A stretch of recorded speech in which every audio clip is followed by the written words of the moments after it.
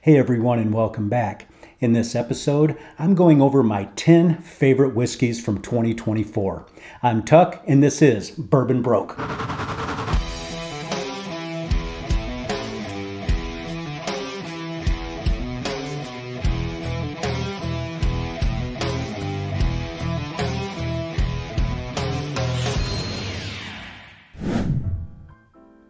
So as I had mentioned at the beginning, these are my top 10 favorite whiskeys of 2024.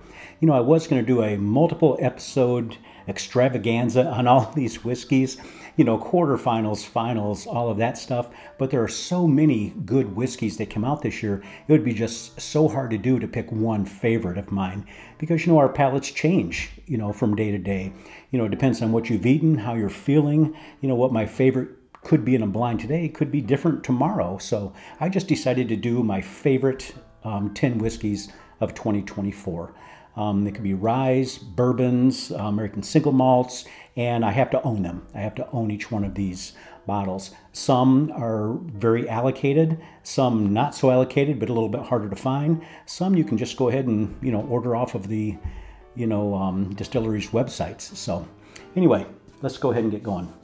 One of my absolute favorites this year was the Woodford Reserve 121.2 batch proof. I absolutely loved this bottle right here. This is my second or third bottle. I think this is my second one, and I have another backup under the shelves back here. But to me, this was like, you know, the Woodford Double Oaked on steroids. This was just such a good bottle. Just dark chocolate cherry cola for days. I absolutely loved this bottle. As a matter of fact, before I forget, I'm going to pour something out. Might as well go with the first bottle I have. So I do have to sip a little as we're going through this. But yeah, this was a fantastic bottle. Looking forward to the new release this year.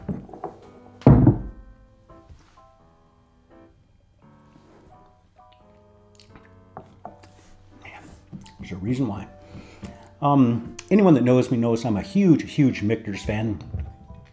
So this year's 10-year rye was right up there with the other 10-year ryes that I've had.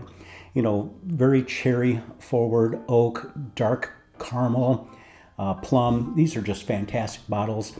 As I said, I'm a huge Michter's fan. These are always one of my favorites, and this year's did not disappoint me whatsoever.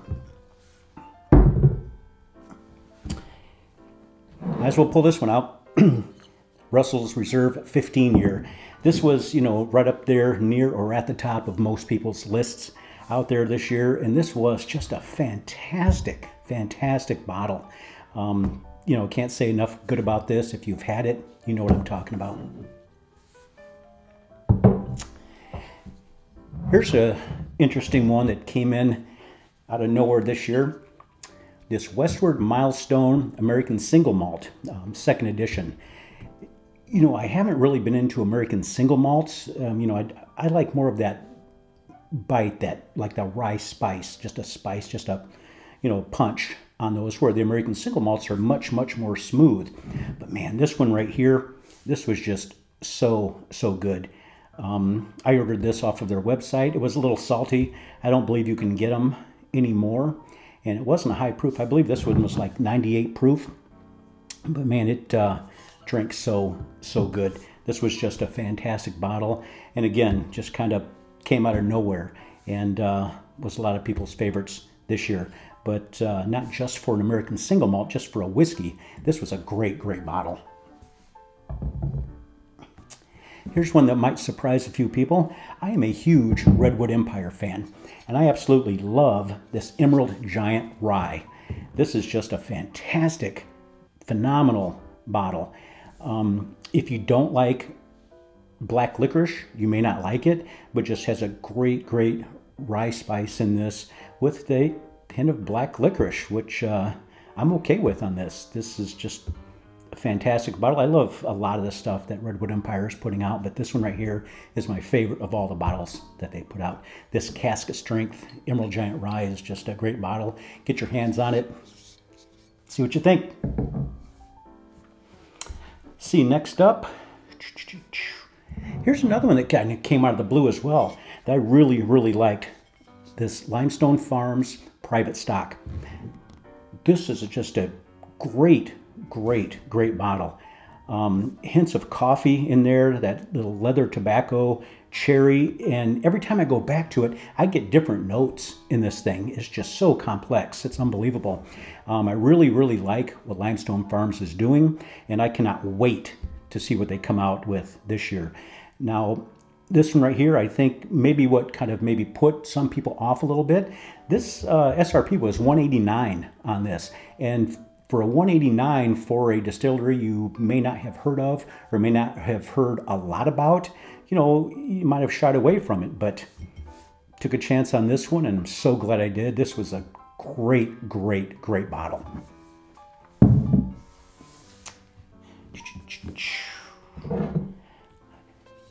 I did really like this little book, The Infinite.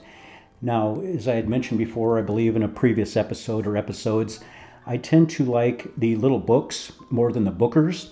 And this one right here is just, you know, for me, for my palate, the best little book that I've had.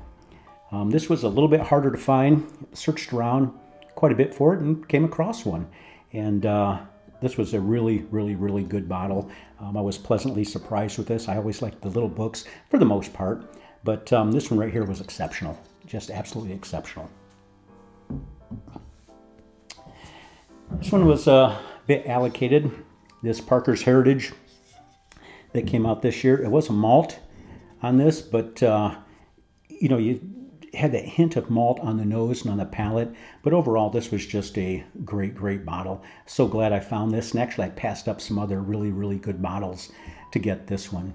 A liquor store I go to quite often, you know, he sent me a text with a list of like 4 or 5 really, really good allocated whiskeys. And he said, pick one. And I just ended up picking this one, and very, very, very glad I did. Oh, I'm going to go with the BTAC here. This Thomas H. Handy rye. This was really, really good. Just a really heavy rye spice up front. You just can't say enough about it. You know, the BTACs just are always good. You have some that's better than others. Like I always say, when you have something in a series or an annual release, they just can't keep going up and up with every single one. You're going to have some ups and downs on those. Some that you like, others might not like. Some that they like, you might not like. But I thought this was just a fantastic, fantastic bottle.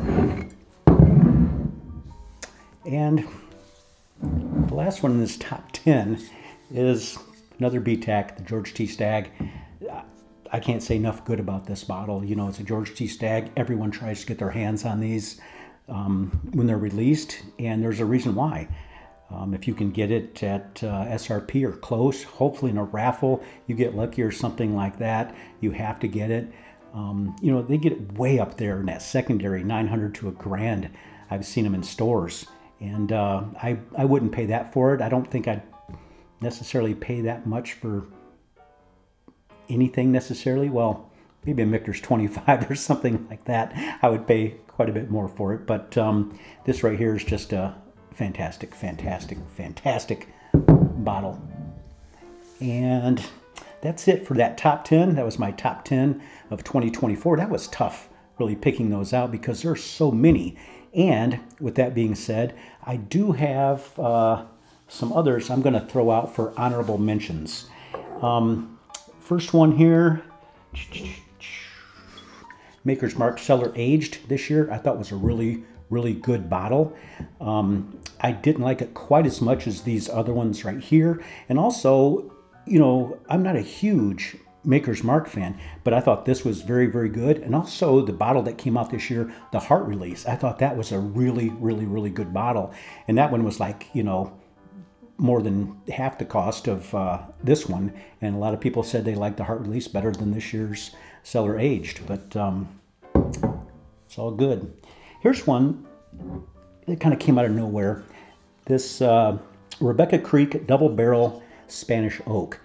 This one is from a craft distillery in San Antonio, and it was kind of made on a mistake. You know, they had ordered American oak barrels, poured the whiskey into the barrels, then afterwards found out it was actually Spanish oak barrels that they got. So obviously they left them in the barrels, let it go to see what happens, and it was magic. I mean, it was really, really good.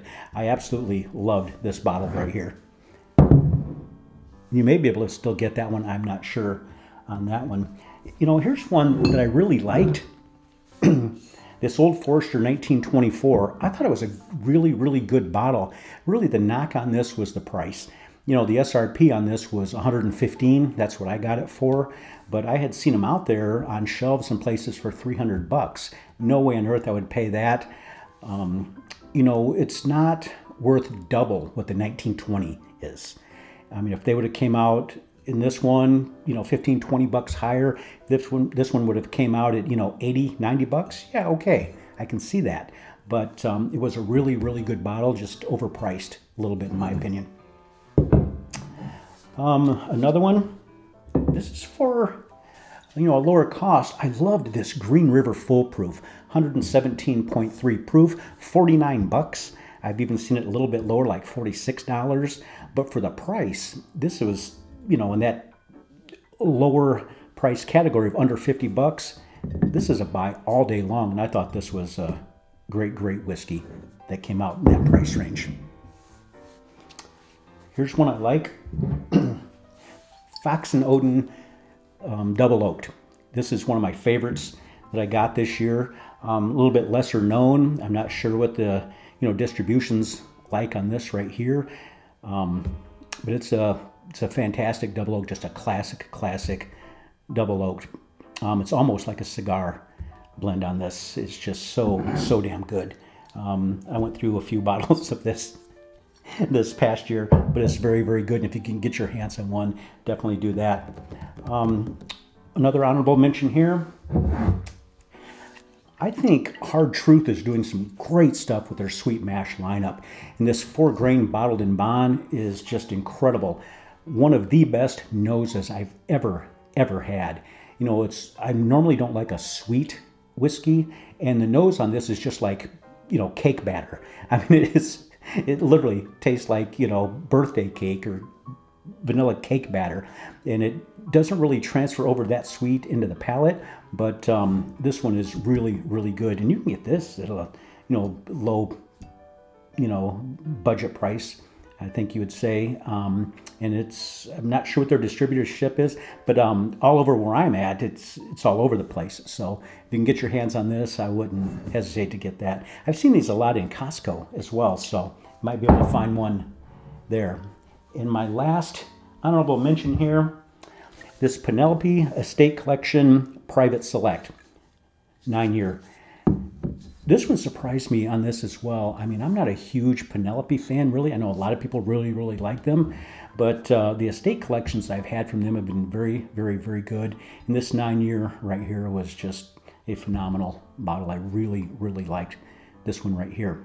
But anyway, that's it. That was my top 10 favorites and maybe close to 10 honorable mentions, because it was so hard, because there were so many good bottles that came out this year. It's so hard to narrow it down. You know, it just depends on the day, you know, which ones you like best, you know, back and forth from bottle to bottle. You know, when you get, you know, hundreds of bottles, you try and bounce around and you're like, man, I love this one. Then the next day you're like, oh man, this one's better. So it's so hard just to pick one. But anyway, that's my top 10 and my honorable mentions for 2024. Cannot wait to see what 2025 brings. Well, that's it for this episode. I hope you enjoyed it. If so, please hit that like and subscribe button and that notification bell. It doesn't cost you anything at all, and it really, really does help me out, and I really do appreciate it. If you'd like to check out some Bourbon Broke stuff, just go to bourbonbroke.com and check out everything on there. That's it for tonight. Remember, keep your friends close, your bourbon closer. Cheers.